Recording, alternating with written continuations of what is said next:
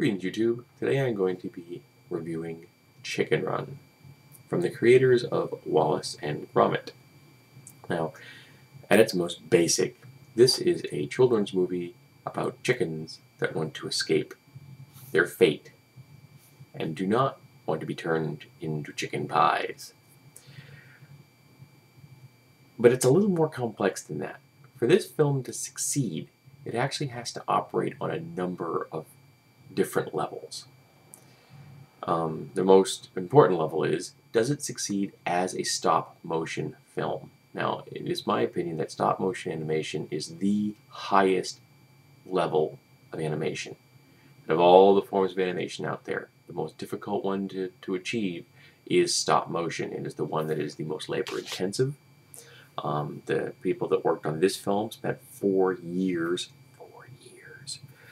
working on one film. Because remember, every single time you want to make anything happen in a stop-motion film, you're making one motion, and you have to do that 24 times per second of footage. So if you want to make someone's hand do this, which just took me no effort at all, you have to go boom, boom, boom, boom, boom, boom, boom, like that 24 times before you get that 1 second of motion. So the amount of effort that required to achieve this film is just astounding. And in that regard, this is a complete and utter success. This film looks beautiful. Of course, not surprising, Peter Lord and Nick Park, rather, have been doing this for years, and they've perfected their art. There are very few people in the world that can do this type of animation as well as they can. So it's not a real shocker that they succeed at this. Does it function as a really good kids movie? Yes. There is some thrilling stuff. There's comedy. There are absurd situations. But at no point is it going to be too scary for kids, and at no point is it ever going to lose their attention. There's just so much going on in that screen all the time. And the characters are so endearing. Does it function as voice acting? Because that's really where you're going to get the heart, the emotion on this film.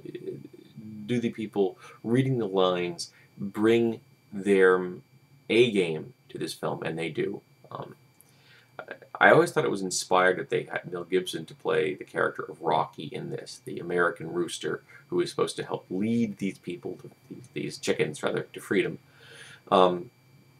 because he has the ability to play those very broad characteristics that you need, because there is, even though it's a lot of animation going on in that character's face, there's not as much as that we get in a human face. There's not subtle muscle movement, things like that.